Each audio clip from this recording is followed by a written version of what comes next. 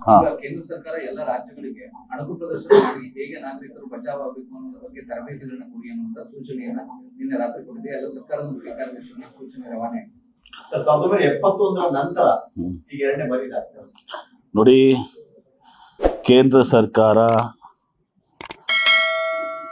ಇವತ್ತು ಏನೋ ನಿರ್ಣಯಗಳನ್ನು ತಗೊಳ್ಳಿ, ಆ ಎಲ್ಲ ನಿರ್ಣಯಗಳಿಗೆ ದೇಶದ 140 ಕೋಟಿ ಜನ ಎಲ್ಲ ಪಕ್ಷಗಳು ಚಾಚು ತಪ್ಪದೆ ಅವರಿಗೆ ಎಲ್ಲ ರೀತಿಯ ಬೆಂಬಲವನ್ನು ಸಹಕಾರವನ್ನು ಕೊಡ್ತೇವೆ.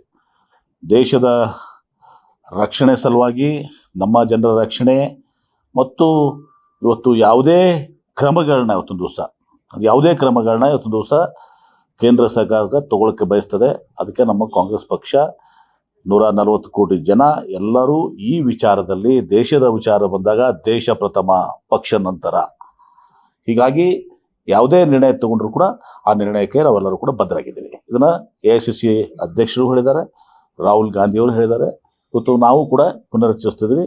ಮುಖ್ಯಮಂತ್ರಿಗಳು ಕೂಡ ಹೇಳಿದ್ದಾರೆ, ನಮ್ಮ ಅನೇಕ ಸಚಿವರು ಕೂಡ ಹೇಳಿದ್ದಾರೆ. ಇವತ್ತು ಏನೆಲ್ಲ ಇವತ್ತೊಂದು ದಿವಸ ರಕ್ಷಣೆ ಮಾಡ್ಕೊಳ್ಳೋಕ್ಕೆ ಅಥವಾ ಏನೆಲ್ಲ ಪಾಲನೆ ಮಾಡಲಿಕ್ಕೆ ಈಗ ತಾವು ಹೇಳಿದ್ರಿ ಸರ್ಕ್ಯುಲರು, ಅದೆಲ್ಲವನ್ನು ಕೂಡ ಪಾಲನೆ ಮಾಡುವಂಥದ್ದು ಆಗಬೇಕು. ನಮ್ಮ ಜನರ ಸುರಕ್ಷತೆ ಮತ್ತು ಇವತ್ತು ಏನು ಈ ಪಾಕಿಸ್ತಾನ ದೇಶ ಇದೆ, ಇವತ್ತು ಏನು ಈ ಭಯೋತ್ಪಾದನೆಗೆ ಪ್ರೋತ್ಸಾಹವನ್ನು ಕೊಡ್ತಾ ಇದೆ, ಅದು ಜಗಜ್ಜಾಹೀರಾಗಿದೆ. ಇವರಿಗೆ ಯಾವ ರೀತಿ ಇಂದಿರಾ ಗಾಂಧಿಯವರು ಹಿಂದೆ ತಕ್ಕ ಪಾಠವನ್ನು ಕಲಿಸಿದ್ರು, ಅದಕ್ಕೆ ಆವಾಗಿನ ಕಾಲಕ್ಕೆ ಈ ಕಾಲಕ್ಕೆ ಭಾಳಷ್ಟು ವ್ಯತ್ಯಾಸಗಳಿದ್ದಾವೆ. ಅದನ್ನು ನಾನು ಮಾತನಾಡಲಿಕ್ಕೆ ಹೋಗೋದಿಲ್ಲ.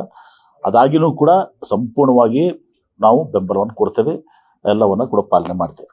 ರಾಜ್ಯದ ಇಂಟರ್ನಲ್ ಸೆಕ್ಯೂರಿಟಿ ಎಲ್ಲ ಸ್ಟ್ರಾಂಗ್ ಆಗಿದೆ ಸರ್. ಅದನ್ನ ನಿಶ್ಚಿತವಾಗಿ ನೋಡಿ, ಕೇವಲ ಇದು ಕರ್ನಾಟಕ ರಾಜ್ಯ ಅಷ್ಟೇ ಅಲ್ಲ, ಇಡೀ ಭಾರತ ದೇಶ ಪಾಲನೆ ಮಾಡಬೇಕು. ಭಾರತ ದೇಶ ಈ ವಿಚಾರದಲ್ಲಿ ನಾವು ಒಂದಾಗುವಂಥದ್ದಿದೆ.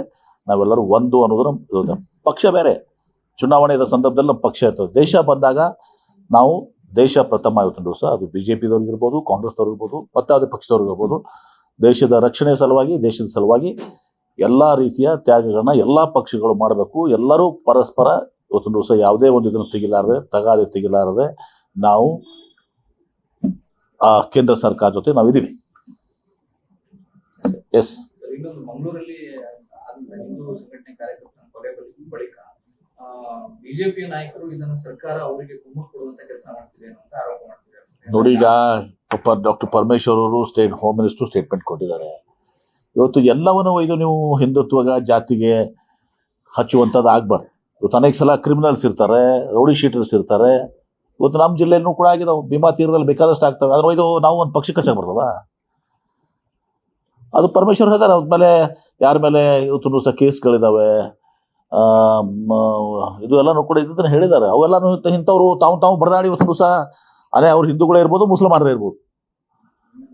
ಮನೆ ಆಗ್ಲಿಲ್ವಾ ಬಿಜಾಪುರದಲ್ಲಿ ಒಂದು ಶೂಟೌಟ್ ಆಗ್ಲಿಲ್ವಾ? ಅದೆಲ್ಲವನ್ನು ಇದು ಹಿಂದೂ ಮುಸ್ಲಿಮ್ಗೆ ಹೋಗಿ ಹಚ್ಚೋದು ಸರಿಯಲ್ಲ. Criminals R criminals.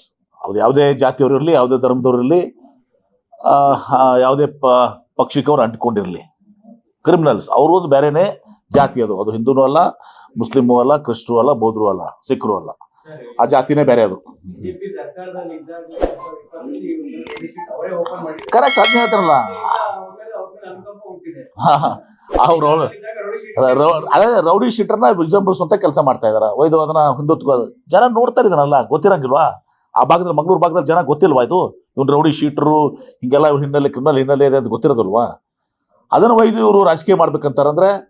ಲೇಟೆಸ್ಟ್ ಹಾಗೂ ಇಂಟ್ರೆಸ್ಟಿಂಗ್ ಸುದ್ದಿಗಳಿಗಾಗಿ ಬಾಸ್ ಟಿವಿ ಕನ್ನಡ ಚಾನೆಲ್ನ ಸಬ್ಸ್ಕ್ರೈಬ್ ಮಾಡಿ, ಹಾಗೆಯೇ ಬೆಲ್ ಐಕಾನ್ ಪ್ರೆಸ್ ಮಾಡಿ. ಇದರ ಜೊತೆಗೆ ಫೇಸ್ಬುಕ್, ಇನ್ಸ್ಟಾಗ್ರಾಮ್, ಎಕ್ಸ್ ನಲ್ಲೂ ಮಿಸ್ ಮಾಡದೆ ಫಾಲೋ ಮಾಡಿ.